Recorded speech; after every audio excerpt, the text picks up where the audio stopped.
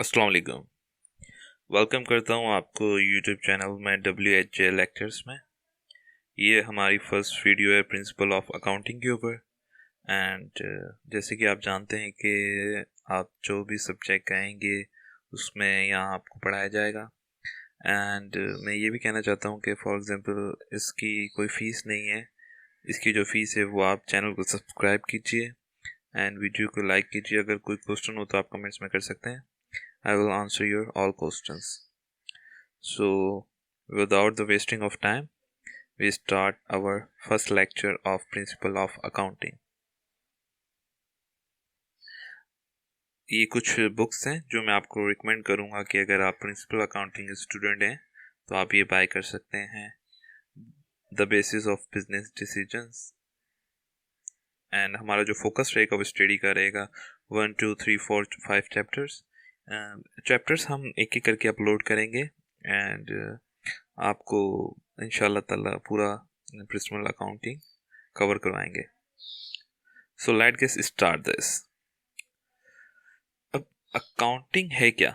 सबसे पहले ये एक आर्ट है रिकॉर्डिंग का, क्लासिफाइंग का, समराइजिंग का and communication the result of business transaction. अब आपको अकाउंटिंग जो अकाउंटिंग है वो आपको हर जगह मिलेगी। फॉर एग्जांपल अगर आप देखें तो आप डेली बेसिस पे जो रिकॉर्ड करते हैं चीज़ें, इवन हमारी मदर भी कुछ चीज़ें अगर बाय करती हैं तो उनकी सेलिंग और बाइंग रिकॉर्ड करती हैं कि भाई ये चीज़ ली, ये चीज़ बेची, तो वो भी एक रिकॉर्ड अकाउंटिंग का ही हिस्सा है।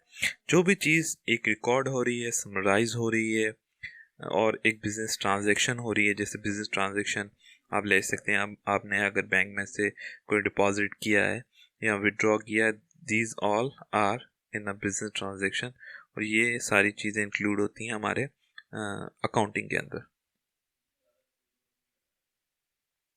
इस करके हम कहते हैं कि accounting is art of recording, classifying, summarising and communication the result of the business transaction. ठीक है। अच्छा, अकाउंटिंग को हम एक लैंग्वेज भी कहते हैं बिजनेस की। फॉर एग्जांपल जैसे किसी भी चीज़ की कोई लैंग्वेज होती है, जैसे आप समझ लें कि एक यूके मैन कोई यूके में रहता है, उसकी लैंग्वेज होती है इंग्लिश। ऐसे अकाउंटिंग की जो बिजनेस की जो लैंग्वेज होती है वो अकाउंटिंग होती है। क्योंकि फॉर एग्जांपल अगर हम बिजनेस में अकाउंटिंग में निकाल देंगे तो हमें पता कैसे चलेगा कि हमारा बिजनेस किस पोजीशन पर है। तो accounting is also called a language of a business. अच्छा, अकाउंटिंग आर्ट है इंटरप्रिटेशन का, द फाइनेंशियल एक्टिविटी।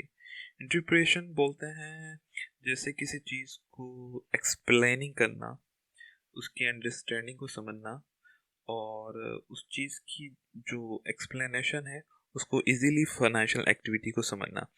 अकाउंटिंग हमें इंटरप्रिटेशन देती है कि हम फाइनेंशियल एक्टिविटीज़ को इजीली अंडरस्टैंड कर सकें और हम मेजर कर सकें हमारी फाइनेंशियल एक्टिविटीज़ को। फॉर एग्जांपल हमारा प्रॉफिट कितना है, हमारा लॉस कितना है, and getting the result of such activities, और हम इसका रिजल्ट भी ले सकें कि हम लॉस में या प्रॉफिट में। And we easily communication these results.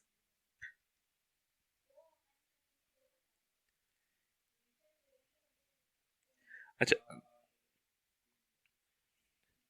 एक ये बेसिक पर्पस ऑफ अकाउंटिंग को कहा जाता है कि एक प्रोसेस है जो क्रिएट करता है useful information for the users.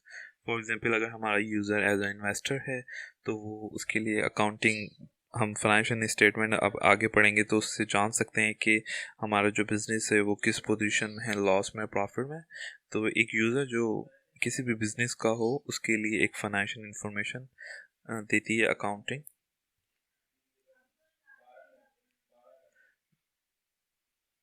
अच्छा, जो अकाउंटिंग का जो बेसिक पर्पस होता है ना, वो होता है ना अकाउंटिंग का, वो होता है provide the information decision maker, कि उसको यूजफुल इकोनॉमिकल डिसीजन मेक कर सके।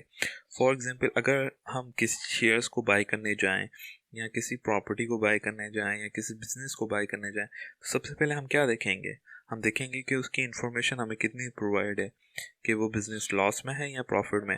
अगर फॉर एग्जांपल हमारे पास अगर अकाउंटिंग इन्फॉर्मेशन उस बिज़नेस की नहीं होगी तो हम कैसे डिसीजन मेकिंग कर सकते हैं कि वो हमारे लिए प्रॉफिट में होगा, लॉस में। इस करके हम अकाउंटिंग को प्रोवाइड करते हैं, वो हमें एक इन्फॉर्मेशन देती है जो हमारे लिए यूज़फुल होती है फॉर इकोनॉमिकल डिसीजन मेकिंग के लिए। अच्छा, अब आ जाते हैं कि हम के अकाउंटिंग इन्फॉर्मेशन किसे नीड नीड होती है। मैनेजमेंट को for making the decision around the business, investor, those who investing in stock exchange on any other firms, किसी भी फर्म में जो इन्वेस्ट करते हैं इन्वेस्टर, उनको ज़रूरत होती है कि वो इजीली डिसीजन कर सकें कि उनकी जो जिस स्टॉक्स में या जिस बिजनेस में इन्वेस्ट कर रहे हैं कि वो प्रॉफिट में लॉस में। क्रेडिटर्स उनको बोलते हैं कि जो हमारे जैसे आप credit card as a holder हो तो आप एज अ क्रेडिटर्स हो जाते हैं कि आपके पास कंपनी की कुछ मनी ऑन है जो आपने बोरो की हुई है, आपको रिटर्न करनी है। फिर गवर्नमेंट एजेंसीज आ जाती हैं और सर्जर आ सकते हैं, लेबर आ सकते हैं, इनको इन्फॉर्मेशन नीड होती है अकाउंटिंग की, etc। अच्छा, जो हमारा अकाउंटिंग की जो नीड इन्फॉर्मेशन होती है, जो मैनेजमेंट होती है, वो इंटरनल सोर्स में आती है और बकाया जो सारी होती हैं वो एक्सटर्नल सोर्स में आती हैं। Types of accounting. Types of accounting में हमारे पास सबसे पहले financial accounting, management accounting and tax accounting. Financial accounting हमें जो जनरल पर्पस होता है वो इसका ये होता है कि वो हमारे प्रॉफिट और लॉस को बता सके। कि फॉर एग्जांपल हमारा जो एसेट है, फॉर एग्जांपल हमने कोई मशीनरी बाई की हुई है, या हमने कोई फॉर एग्जांपल हमारा जो एसेट है फिक्स एसेट है, या कोई आगे जैसे हम पढ़ेंगे फर्दर इसके अंदर, तो उसकी प्रॉफिट और लॉस के बारे में बता सकें। मैनेजमेंट अकाउंटिंग ज़्यादातर हमारी प्लानिंग सोर्स के लिए होती है for a decision, planning and control. Management accounting हमें हेल्प करती है कि हम रिस्क को मिनिमाइज कर सकें एंड कंट्रोल कर सकें और बेटर डिसीजन ले सकें। टैक्स अकाउंटिंग हेल्प करती है हमें इनकम टैक्स रिटर्न्स में और इनकी प्रिपरेशन में। अच्छा, इकोनॉमिकल एक्टिविटीज़ में ह्यूमन एक्टिविटीज़ आती है। एक होती है नॉन इकोनॉमिकल एक्टिविटीज़, एक होती है इकोनॉमिकल एक्टिविटीज़। इकोनॉमिक एक्टिविटीज़ में प्रोफेशन और बिजनेस आ जाती है। इकोनॉमिक एक्टिविटीज़ उसको बोलते हैं जिसके अंदर हमारा कोई भी बाइंग एंड सेलिंग हो, उसको हम इकोनॉमिकल एक्टिविटीज़ बोलती हैं। जिसके अंदर मतलब बिजनेस इन्वॉल्व हो जाए उसको इकोनॉमिकल एक्टिविटीज़ कहा जाता है। उसमें बिजनेस में वो हो सकता है कि फॉर एग्जांपल जैसे कोई वेंडर है, होलसेलर है, तो ये economical activity as a business आ जाता है। प्रोफेशन में हम बार्बर या किसी फार्मर या किसी भी कारपेंटर को ले सकते हैं।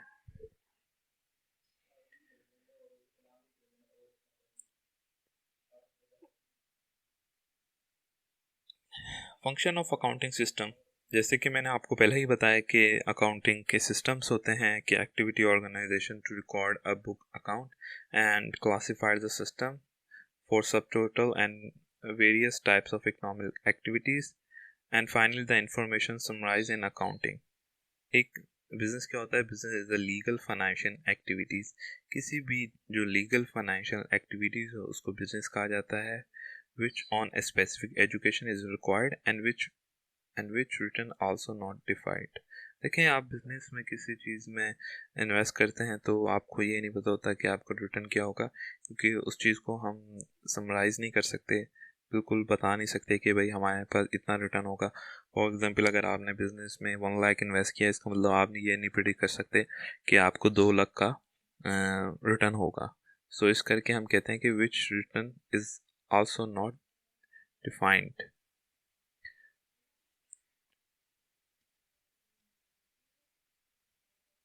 फाइनेंशियल स्टेटमेंट क्या होती है? फाइनेंशियल स्टेटमेंट हमें जो फोर चीज़ों से रिलेट करती है ज़्यादातर समराइजिंग के लिए। Financial resources, obligation, profitability and cash transaction.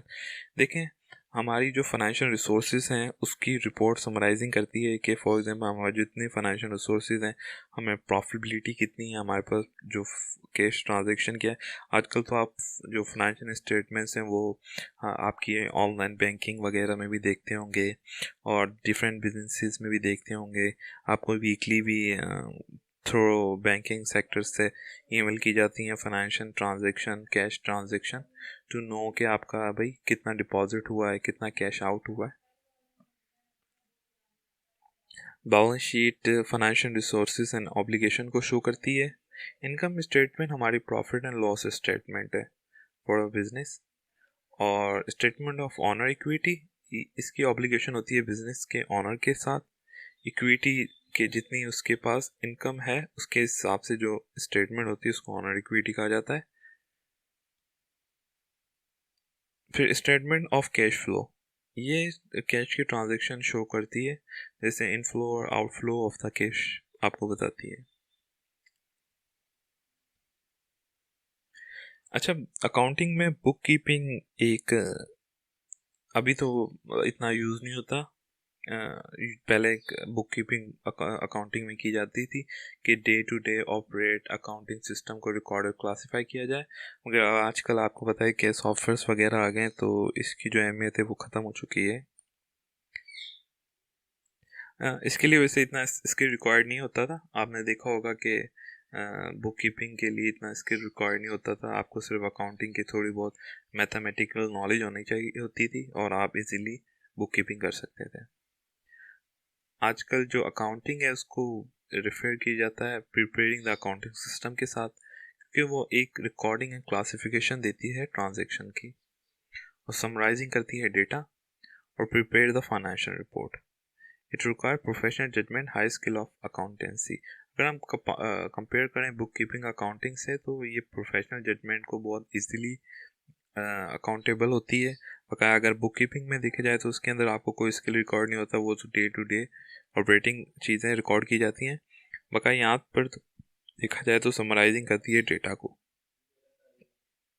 GAAP, अगर फॉर एग्जांपल अगर आप किसी अकाउंटिंग का टेस्ट दें तो उसके अंदर एक काफ़ी क्वेश्चन आता है कि GAAP क्या है। जनरल एक्सेप्टेड अकाउंटिंग प्रिंसिपल है। ये एक प्रिंसिपल है जो फॉलो किया जाता है by accounting to making the financial reporting. अच्छा, general accounting principle, general accepting accounting principle provide करता है जनरल फ्रेमवर्क जिसको डिटरमाइन किया जाता है और इसकी कि भाई इंफॉर्मेशन क्या इंक्लूड है और कितनी स्टेटमेंट आर नीडेड है और इंफॉर्मेशन किसको प्रेजेंटेंट की जाएगी, इसकी चीज़ों के बारे में। अच्छा, ये आप चैप्टर नंबर 2 में वैसे ज़्यादा पढ़ेंगे कि बेसिक अकाउंटिंग कॉन्सेप्ट क्या होता है। इसके अंदर सबसे पहले हमारे पास आ जाता है कॉस्ट प्रिंसिपल, फिर ऑब्जेक्टिविटी प्रिंसिपल, फिर आता है मॉनेटरी प्रिंसिपल, फिर बिजनेस एंटिटीज कॉन्सेप्ट। प्रिंसिपल होता है कि एक पार्ट होता है जनरल एक्सेप्टिंग अकाउंटिंग प्रिंसिपल का, जिसके अंदर ऑलवेज जो एसेट होते हैं उनको ऑलवेज रिकॉर्ड किया जाता है उनकी कॉस्ट के ऊपर, और न्यू एसेट को उसकी लाइफ के मुताबिक रिकॉर्ड किया जाता है। एक्टिविटी प्रिंसिपल हमारा कॉन्सेप्ट है फाइनेंशियल स्टेटमेंट से ताल्लुक़ रखता है ऑर्गेनाइजेशन की, ये हमें इंडिपेंडेंटली नीड होती है। और मॉनेटरी पॉलिसी, पॉलिसी एक पॉलिसी है जो अडॉप्ट की जाती है मॉनेटरी अथॉरिटी की जानिब से to control the interest rate payable every short borrowing. So this is a monetary policy. आप इसमें फर्दर आप पढ़ेंगे मॉनेटरी पॉलिसी के बारे में कि ये किस लिए यूज़ होती है, मैनेजमेंट, मनी सप्लाई और इंटरेस्ट रेट के लिए, side of economic consumption, inflection in these things.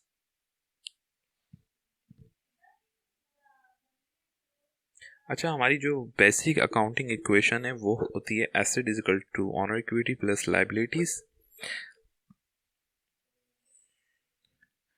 अब एग्जांपल आप देख लें, MA start to business by investing $1 lakh, asset is equal to owner equity plus liability.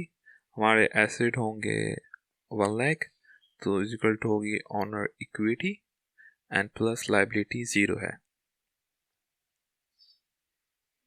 Further आप देख सकते हैं कि अगर फॉर एग्जांपल हमने बोरो किया है 40,000 from the bank for loan, तो ये हमारे जो इंक्लूड हो जाएंगे। जैसे हमारे पास पहले सिर्फ क्या कहते हैं एसेट थे 1 लाख के, तो हमने 40,000 बोरो किया तो हम इसको लाइबिलिटीज़ में लिखेंगे।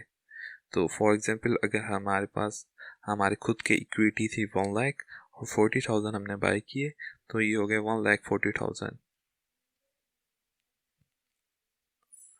चलो ये आप मुझे कमेंट्स में बताएं कि ये कितने होंगे।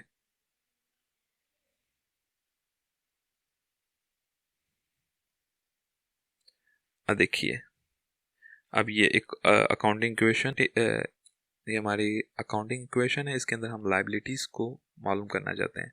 तो हम क्या करेंगे, हमारे एसेट को हम रखेंगे 80,000 को, और इक्विटी हमारी 60,000 है।